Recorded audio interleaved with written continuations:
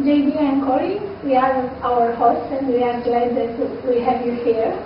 It's really great to be here, I have to say. Thank you so much for inviting me and for giving me a chance to teach a course with Corey. It's something I've been wanting to do for years, and I'm really glad I had a chance to do it. So I'm glad to hear it. So we have some questions for you. You will tell everything you want, of course. So we won't force you to do anything you don't want to. It's hard to keep I up. promise. Yeah, exactly. Yeah. Okay, so if you tell in few words how have you started programming and why have you continued to program? What do you Why don't you start? want to say? Okay. I started programming by cheating at video games. Wow. Because when I was a kid, the video games came with the source. And when I would get to a spot where I couldn't get past a spot, I would break the program, list the code around where I was, and then I started out just by reading it to figure out what I needed to do. And then I would continue from that spot. And then it got to the point where I started making it where I could alter it. And then restart it to just, I don't even have to do anything, I just push myself to the next spot. And then I continue doing it, I think a lot because I can't draw. And it sort of really gets the creative part of me out, and the sort of the artistic part. I feel like I'm creating something from nothing, and I would love to be able to draw, but I haven't taken the time to practice it and learn it. I'm going to start taking lessons on drawing, but until then, this is what I do. And I think you will continue programming. Absolutely. Now I love it. I mean, it's Okay. it's part of me. So. And you? Well, the short answer, well, for the long answer, I actually go here. VerlMe / CQH. Corey's actually interviewed me on this question before. Yes, I'm actually hesitant to answer because I might say something that contradicts the video evidence from earlier. But okay, the short version. I really don't remember why I started. I remember when I started, and I remember thinking when I was about 7 was when I got my first computer, and the first bit of programming that I did was, just typing in the games that the listings were printed in magazines back then, and so you would type them in and play them. And actually one of the first things that I started doing that required any kind of programming was making music. I had a Commodore VIC-20 computer. It was the first 3-voice sound chip in a home computer. And at first I started just playing music, and it was really nice to hear sort of the 3 voices and the tricks that the arrangers had to do to make 3 voices sound like a whole band or a whole orchestra. Was actually pretty impressive. And then I started to learn how to do that myself. And slowly that just got into some basic programming, literally in BASIC. And I seemed to have an aptitude for it. So then when I got into high school, there was a computer programming course, so I took it. And it's gone on from there. And I keep programming because, actually I don't know why I keep programming. It's almost like I can't not program. We ask the question a lot ourselves. Yeah, Why do you keep programming? Yeah. It's really not recommended, but you guys can't stop me. Okay, we are glad to hear this. I'm curious, the developers that you know, did they usually start it in the same way? I mean, having fun first and then getting a job in the... I mean, really since I think kind of since the Y2K period, sort of from about 1997 until now, so much programming, or so many programmers have got into the field because there was a shortage of programmers. Companies were throwing money at programmers, and so a lot of people were learning programming for the first time in college or university. And I don't remember having friends who did programming when I was young, when I was 10, 12, 14. I don't remember really being in a circle of friends who did programming. It was kind of rare to know other programmers until really I got into high school. So I don't really know how people get into programming now. It just seems like they do it because it seems like a lucrative field. If I could have made money as a mathematician, I probably would have done that. But you kind of need to be one of the 20 best mathematicians in the world to make money doing mathematics. So computer programming kind of seemed like a practical alternative to trying to be a mathematician for hire. I don't know. What was your experience? Yeah, I don't know why people get into it now either. As a teenager, I had friends who programmed, but that was because we did BBSs, and we would write the application. We would write extensions to the BBS, the bulletin boards, I never did that. games and things. Now, I don't really know, and I don't know how they get into it because I got into it because the source code was there. Yeah.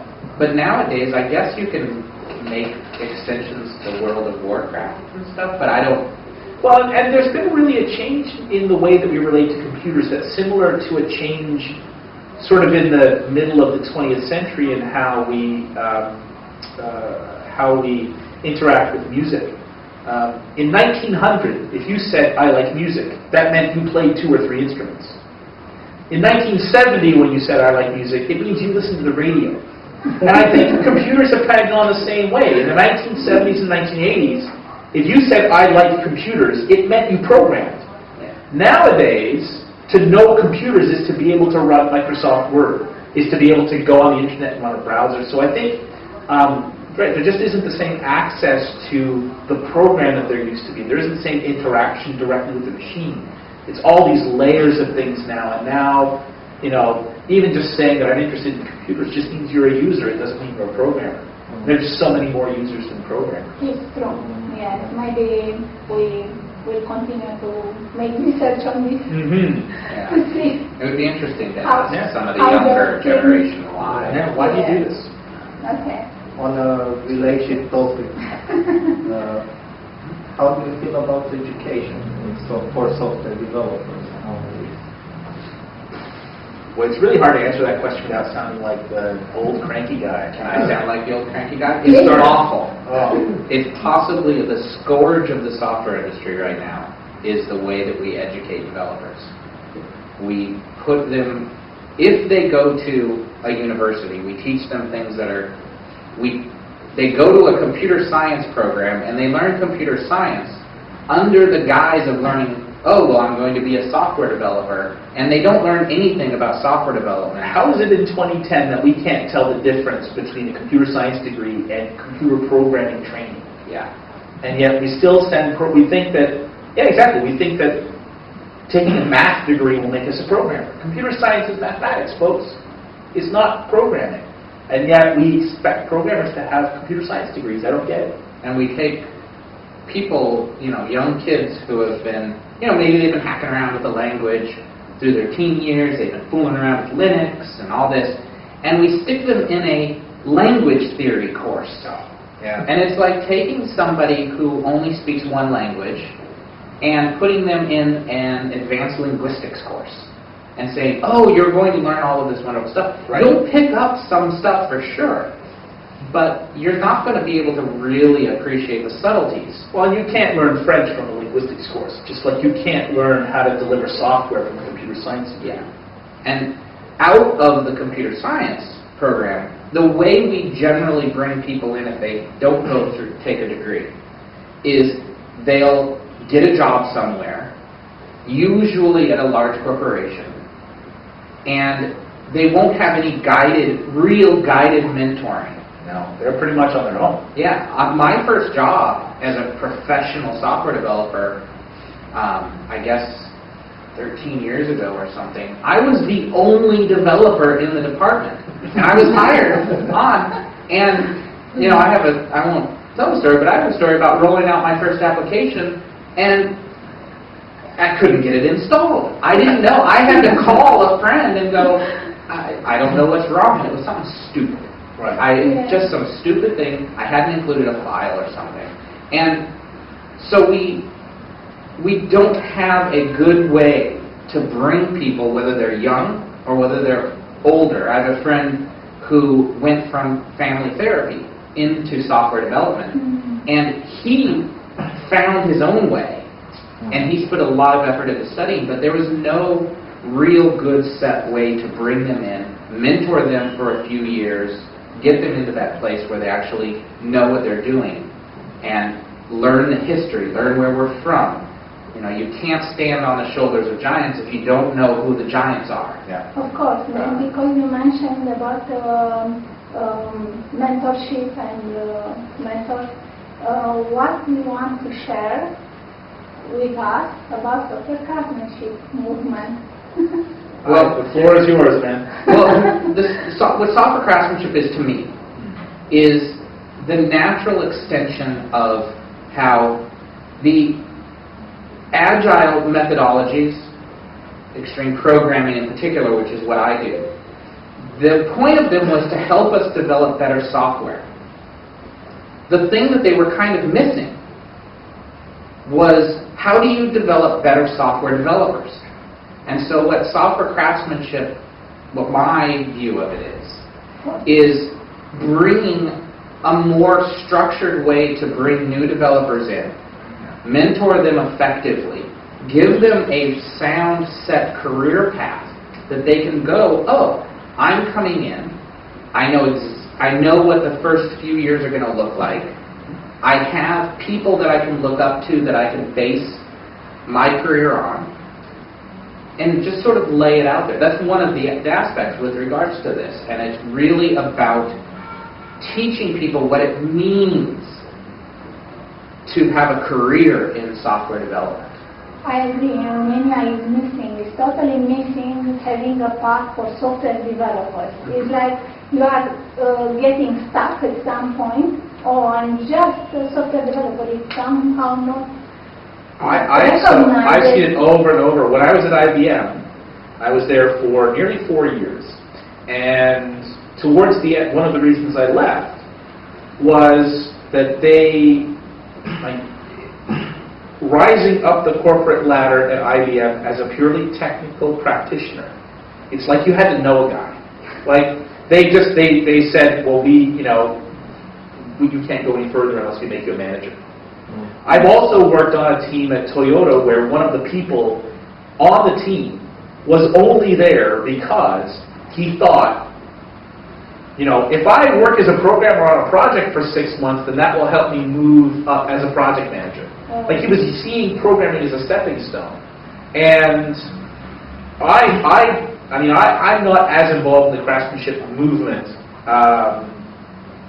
I'm happy to let Corey and all the other folks who've been involved in it shepherd it, because frankly I don't have the energy to make it happen. But one of the things that I'd love to see as a result is combating the last 10 years of just having warm bodies writing software. And it just seems like this is, where the education system is the scourge of the software development industry.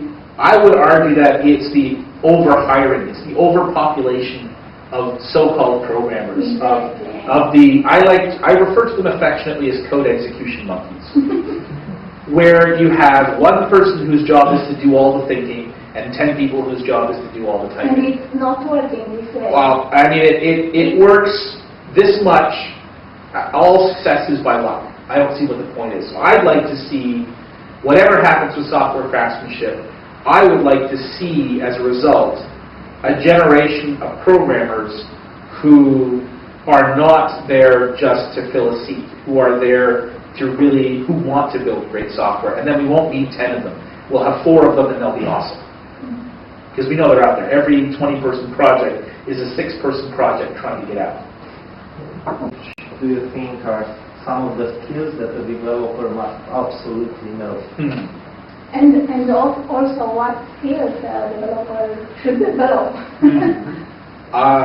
I don't know about, before I get into skills, I think the one thing that programmers don't do enough is read code. How do you become a good writer? You're reading.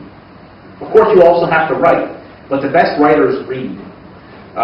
The best musicians read and listen to music. Why don't more programmers read code. You know, they're just output machines. And if all you do is output and never have any input, the output never gets any better. There's no So one thing, there's no feedback. So one thing that I think programmers need to spend more time reading code and just asking the questions, what's not to like about this? What is to like about it, and what's not to like about it? And I think everything kind of comes from there. I mean, all the individual skills, the detecting duplication, the being willing to defer design decisions, designing code in a way to make it easy to change instead of just easy to write. All that comes from, I think, just reading more code. I would take that one step farther and say reading code is not enough. What we need to see more of is watching people code. Mm-hmm. Great musicians watch great musicians. That's true. Because the skills and the techniques that you need as a developer cannot be gleaned from reading the end product. That's true. You can learn some stuff. You can learn what a good result is, but you can't learn how to get there. Yeah, and it's all about watching. Yeah. It's about doing. It's about practicing. Yeah. And it's about performing code in front of people that you respect and getting their feedback. Yeah. So one of the things that I love doing is to code for somebody and ask them, what do you think? Or pair with them, go find somebody that you respect, buy them dinner, buy them scotch, and say, hey, could I come and pair with you for a couple hours and see, I'll see how you actually work. You can see how I work. We can then go out and talk about the process it is, because that's where you see how to eliminate duplication. That's where you see how to fix bad names. That's where you learn all of these techniques. I think as much as I learned from reading books, the real learning experiences come from seeing you do something I'd never seen before and going, what was that? And then having that brief conversation.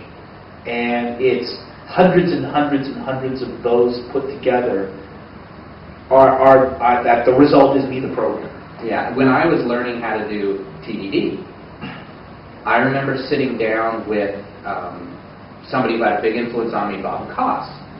And I was building a WinForms application, and I told him, ooh, I can't TDD a WinForms application. I can't TDD a UI.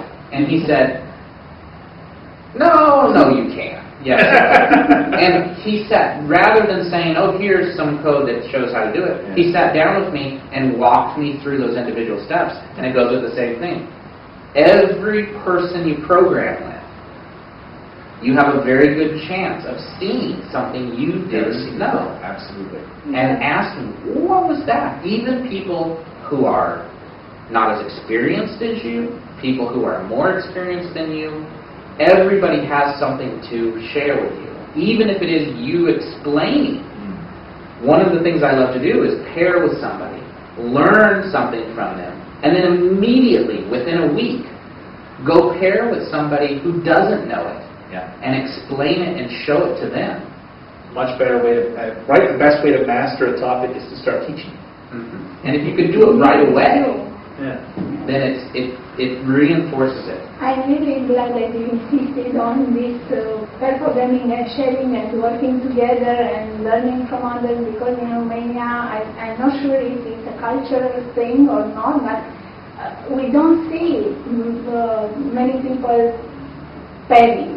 It's the same everywhere. They want to work by their own, just themselves, and they don't show to anyone, and it's, I don't know. The amount of protectionism varies from country to country, but everywhere you go, people generally don't pair.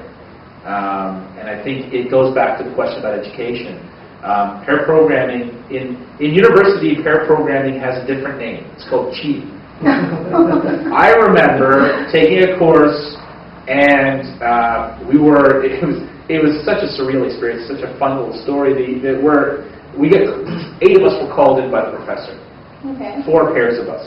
So Kennedy something was up. And he said, 4 of you copied the last assignment from the other 4 of you. I'm pretty sure I know who did the copying and who gave the copy. So here's what I'm going to say here's what I'm going to offer you right now. If the ones of you, whoever admits that they were the one who was copied from, will only lose 1 letter grade. So we'll go from A to B, B to C, C to D. Yes. And the other one will fail this assignment. So I just said, so that means that if I just tell you, if I admit it now, I get a B and I can walk out of here? He said yes, and I walked out. And at the time I kind of felt like, ooh, that was kind of a cool university learning experience. And after I graduated and had worked as an industrial programmer for a while, I thought, you know, that's incredibly stupid. I mean, if you want to copy off me and not actually learn anything from it, that's your fault. I don't see what the penalty is for me. But if we could have been encouraged to actually work together, then I'm sure the result would have been much better. We would have learned a lot more than each of us trying to solve it on his own. And working on an industrial software project is not an individual competition the same way that university is. So why in the world would we keep the attitude of pairing is cheating into the industrial world? It's not. I mean, your career, you may be competitive about your career, but assuming that we actually care about delivering the project, that's supposed to be cooperative. So why wouldn't we care? We have a huge gap between how we learn or work in university. Absolutely. And how we work when we get out of university. In real life, in fact. Exactly. Well, university is real life for them. So I don't like to say in real life, but in university and out of university, there's a huge gap there, and I don't think we do enough to insist that recent graduates move from the competitive mindset to the cooperative mindset. And I think a lot of it is that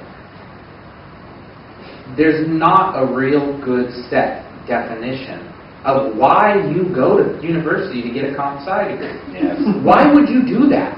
Why not go to university and get a fun degree? Yes. Go get an art degree or an English degree or a history degree. Because going to a comp sci degree, you're going to work hard, and yeah, you're going to learn some stuff, and you're going to get to program computers, but I would expect that you're doing that on your own anyways.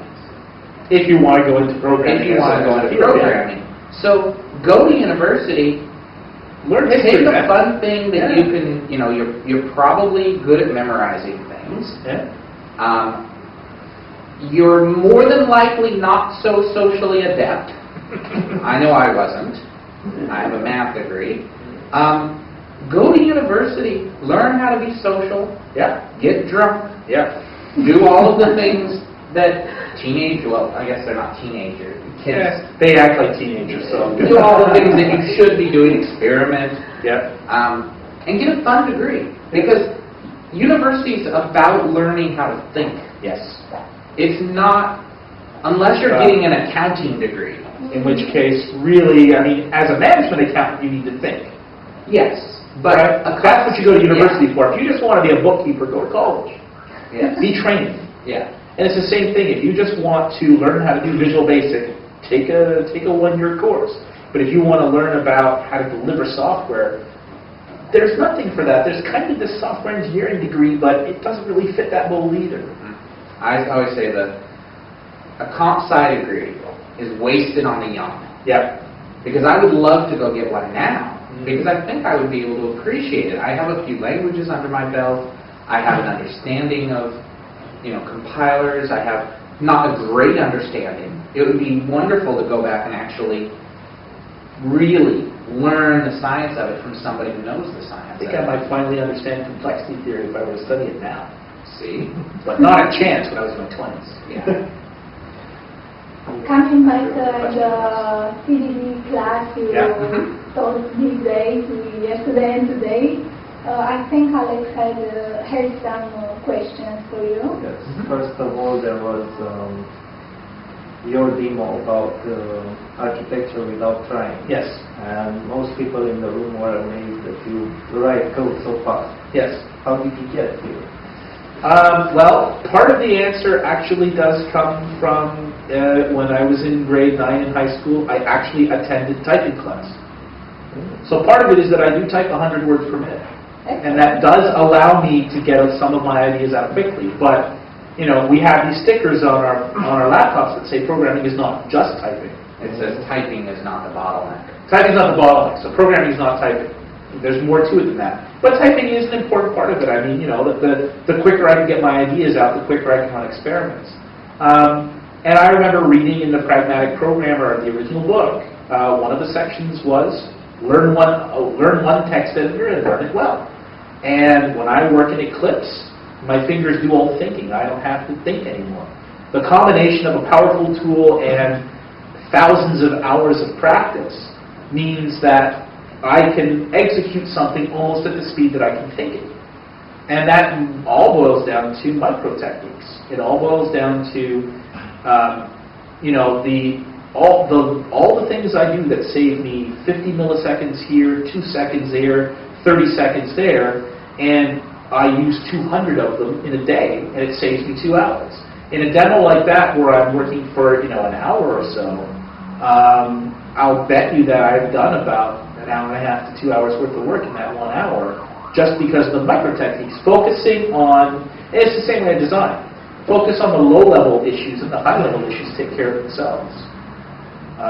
So micro techniques is just, you know, I want to learn those keystroke combinations. Every time someone shows me a cool trick, I want to learn it and use it. And it just allows me to go faster and faster. And before you know it, I'm going at high speed. We had, at one place I worked at, we instituted mouse-free Thursdays, where you could not use your mouse. Yeah. And in general, our rule was, if you are in your editor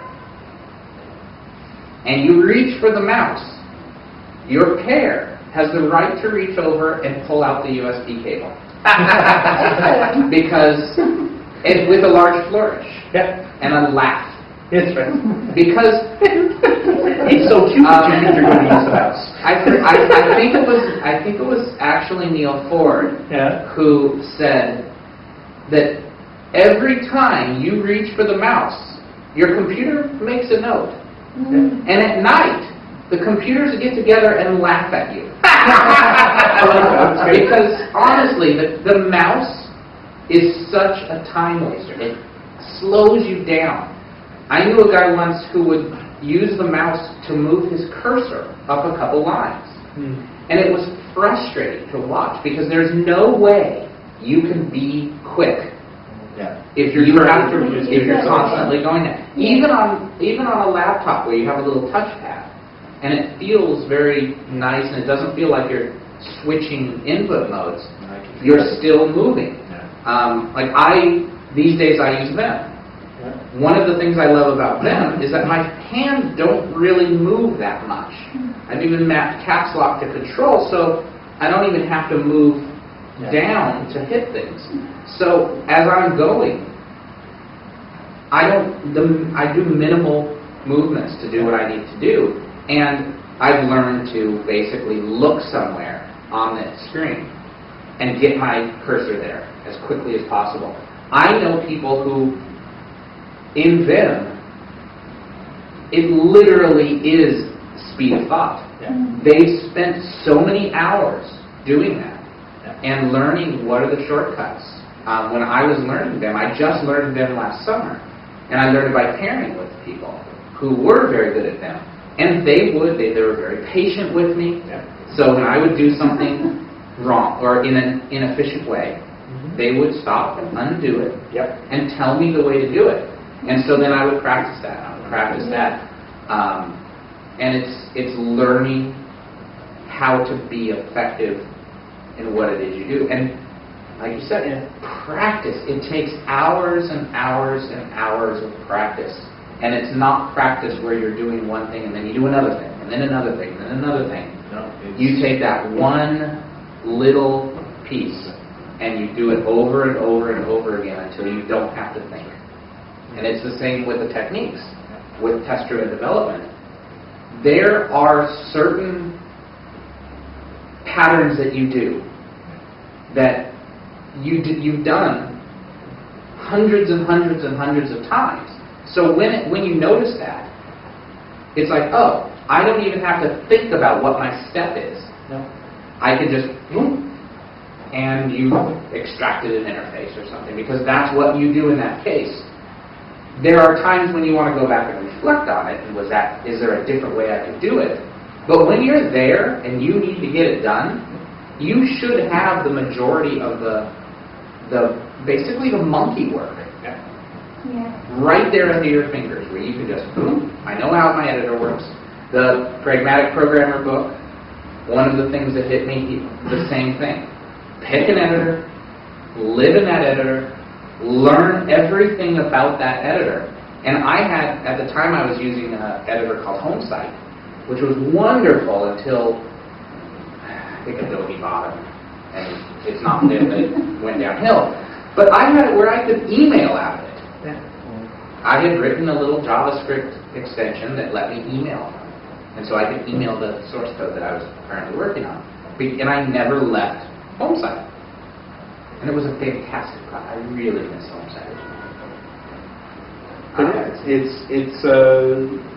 You just have to decide to learn. You have to decide, I'm going to learn how to do this well. And I had a similar experience. I didn't get to pair with people, but it was, I would do something with the menu, and then I would go undo, and do it with a keystroke. And I just kept doing that. You know, this is aversion therapy when you do it on yourself. It's assault when you do it to someone else. But for yourself, it's safe.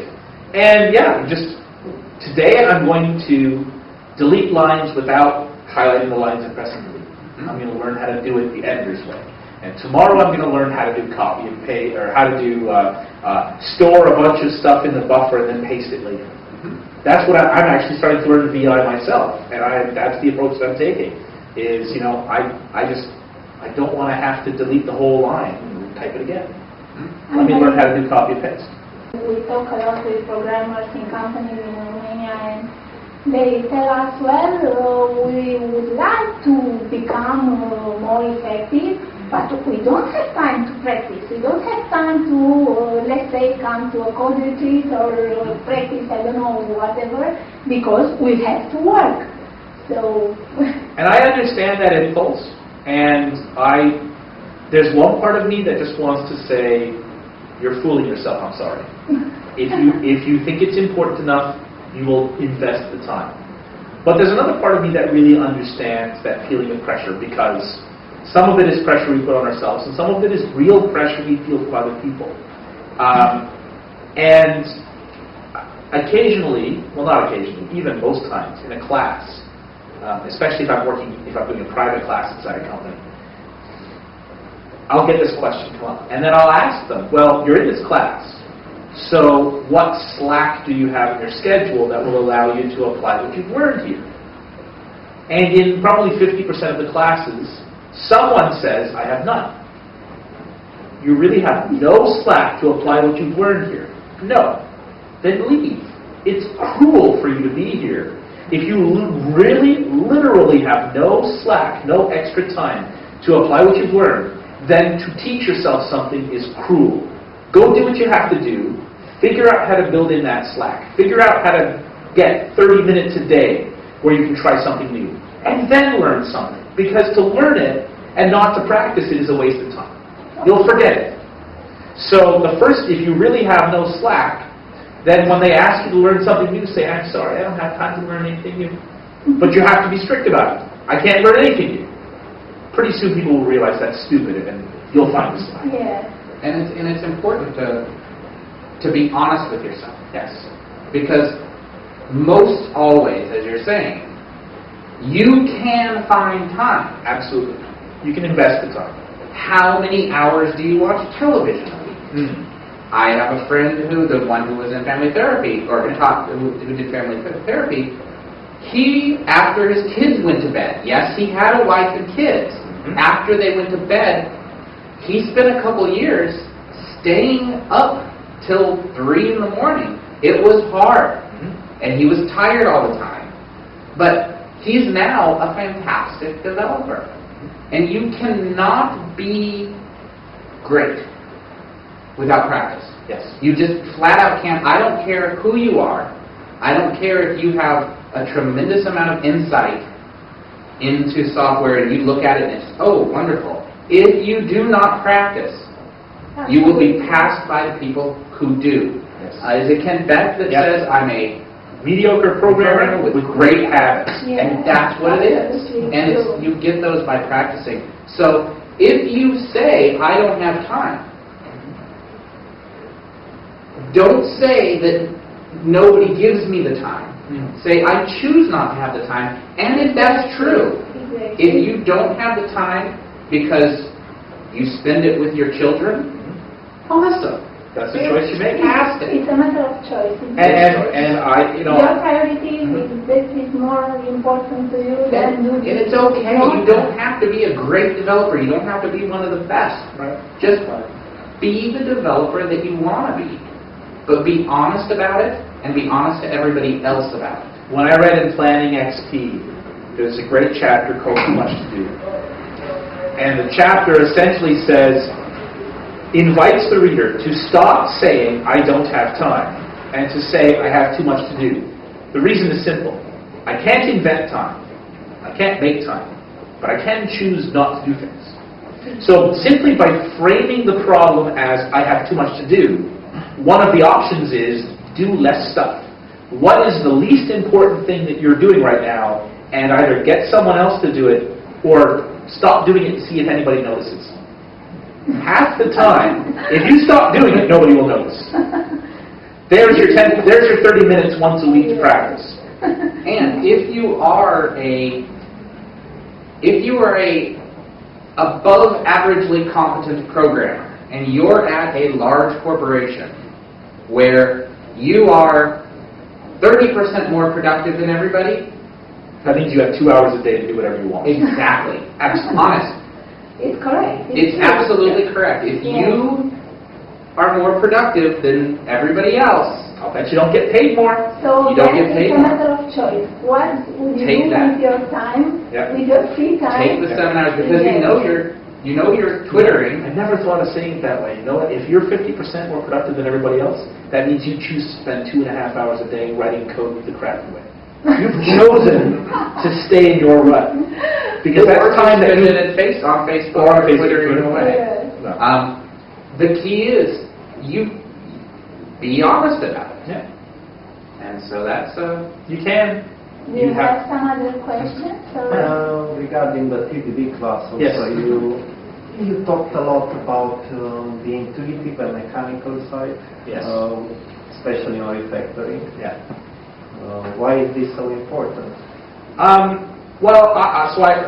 You're referring to the idea that whenever I make a design decision, I think both about sort of intuitively understanding why that design decision is good, and then seeing sort of the mechanical way of changing the code to move in that direction.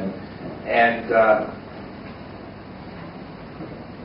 I think it's important to have both, because knowing how to mechanically improve code, how to follow simple steps to improve design, helps you improve design safely. And having an intuitive grasp helps you move a bit more quickly. And the balance of the two works out well, because on the days when your intuition fails, the mechanical rules will get you to the right place. It just might take longer. But you still do need, to improve design without ever looking far ahead is possible, but it's not as good as if you could make some educated guesses about, I think the design's moving in this direction, or I think I'm going to want to use this pattern soon, or I expect to need to do this. If you only go on intuition, then you're going to go down a lot of dark alleys. You're going to go down a lot of roads that end up to be dead ends. But if you only focus on the mechanical, then you'll get there, but you'll be going 20 kilometers an hour the whole time, and that's just not fast enough. So the two, I think, need to balance together. You need to be able to see, this is where I'm heading, and then but on the times when you can't see where it's going, you can fall back on the mechanical approach, and that'll give you some time to gather evidence until your intuition kicks in again. That's how I use them. and intuition, for the most part, is nothing more than internalized mechanical. Absolutely. That's how you So, develop intuition. Very few people, Yeah. and I personally have the opinion that it's nobody, Right. but I'm an Hard to prove. extremist, it's hard to prove, is inherently intuitive about software development. Right. You may have other life experiences that you brought over that let you see some things, but intuition is because I've done this 100 times, or I've done this 1,000 times. So it's dropped into my subconscious, and I think, I look at it and I go, oh, well, That's I what we're need doing. to pull this out and do blah, blah, blah. And everyone's just like, oh, you're so smart. I'm It's a lot not. of work and It's a lot of work, so practice, yeah. And that's really the key, is the bringing that intuition, or bringing the mechanical aspects in there. And it's like if you watch a great chess player, they're moving the pieces around, and they know where it's going. It's like, oh, they're so smart. But it's like JB's story about the chess book of they've memorized the patterns so many times that they feel. They can start to see how 5 or 6 patterns go together. You know, the myth about chess players seeing 20 moves ahead. There are some points where you do need to calculate 15 moves ahead to check that your intuition is correct, that you haven't got something wrong, that you didn't miss some wild variation where your opponent hurt you. But for the most part, it's a couple of moves ahead and seeing patterns and strategies and recognizing that I want to, if he's going to try to control this part of the board, I want to try to control that part of the board. And seeing 1,000 examples of how to do that is what lets you execute your plan. I love one coach from Capablanca. He was asked one time how many moves he thinks ahead. And he said only one, but always the good one. Yes. That's an important thing. And this reminds me something that I would like to insist a little on refactoring. Yes. So we have a lot of discussion with software developers, and we say, oh, how can I refactor because it's so difficult? Maybe it's legacy code, maybe it's a complex project. It's always a complex project, Right. anyway. And how can we refactor? We don't have time to do this. So please share a little about these things. Well, again, let's even just start with the basic reframe of let's move away from I don't have enough time, I have too much to do. So what is more important than refactoring right now? And it may be getting the next feature, delivering the next feature. But part of the cost of a feature depends on 2 things. How complex is the feature, and how bad is the design? How many times has a programmer said in a meeting it'll take 3 days, and then when they look at the code, and they see how messed up the code is in this part of the system, they go, oh my God, this is going to be 3 weeks. Well, that's because the design isn't ready to accept change. And part of the goal of refactoring is to move the design in a direction that is ready to accept change. And that's why when I need to add a new feature is the perfect time to refactor. And if we feel like it would take me 12 days to refactor the design to make it the way I want it, then we can ask the question, well, how much time are we willing to invest right now? And if you don't know, then I have a simple suggestion. 1 hour at the beginning of every task. 1 hour, set the clock for 1 hour, the timer for 1 hour, refactor at the end of the hour, and your goal in refactoring is to make the new feature easier to write. So you want to smooth out the part of the design where you need to make changes. At the end of an hour, you make a decision. Is it better or worse? If it's better, commit. If it's worse, throw it away. At least I learned something. And then complete your task. Just doing this 1 hour at the beginning of every task. First of all, no one will notice. Exactly. Sorry, no one will notice. Exactly, it's true. The volatility in the time it takes to complete the feature is so much that the 1 hour is not going to make a difference one way or the other. Exactly. So spend that time, and after some weeks or some months, you'll begin to feel, not necessarily that features are easier or take less time, but you'll feel that your estimates get more accurate. You'll feel that you have a better idea how long it will take, because over time the design will accept change better. And so If there's never a good time to do something, then start now. And Excellent. Thank you. and read like the refactoring book. Yeah. Work through the exercises. I think I have a pretty good intuition for identifying and eliminating duplication in code. I was working with somebody about a month ago, and there were two parts of our system, and I went, and they were the same. Extracted it out, and they were like, wow. And I said, well, that's because I've done that so many times.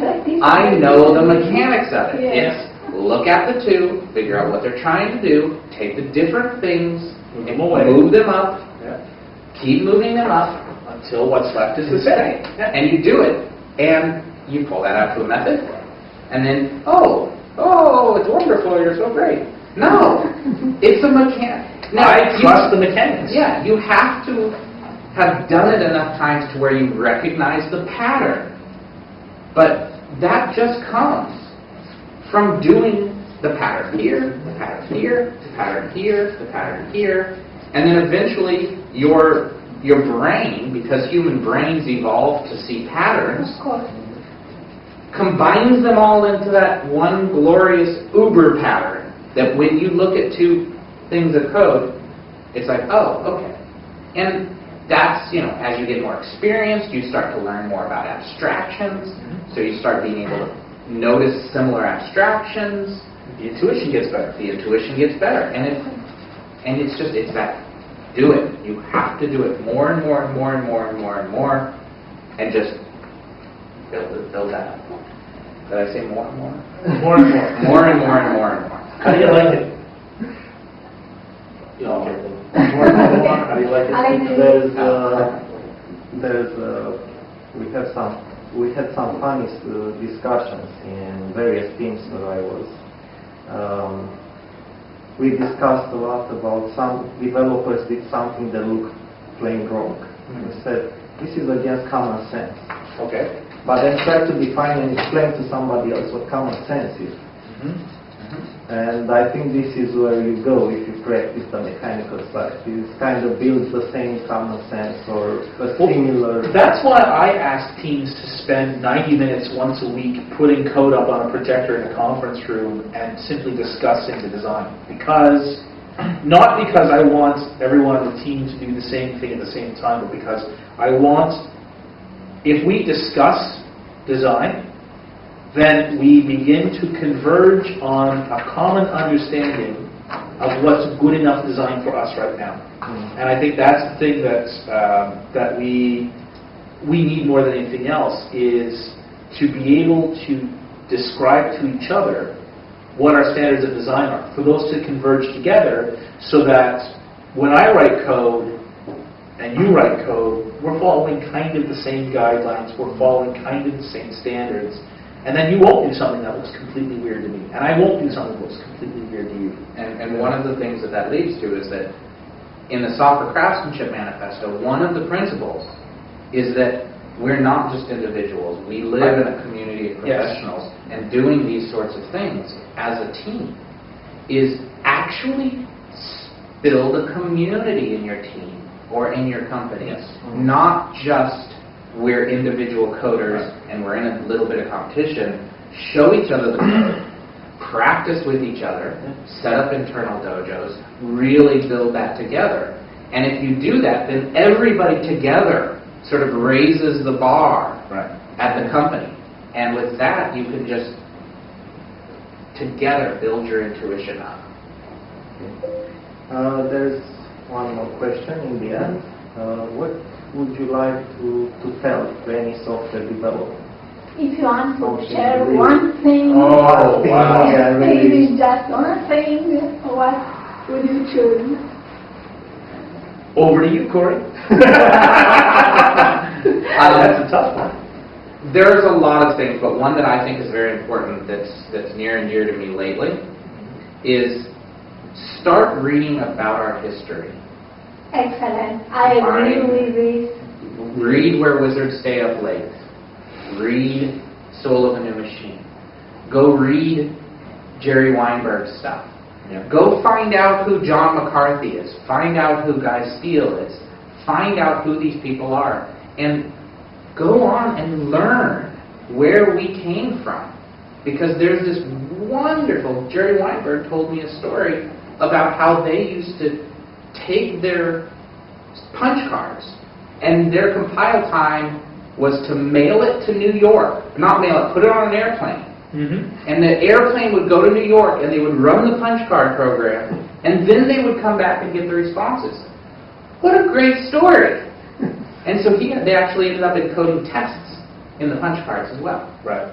And so learning where we came from is one of the best ways to really help us get to where we need to go. I'm going to be a little less uplifting. Because part of me wants to say everyone go out and read The Psychology of Computer Programming at least 4 times. But more than that,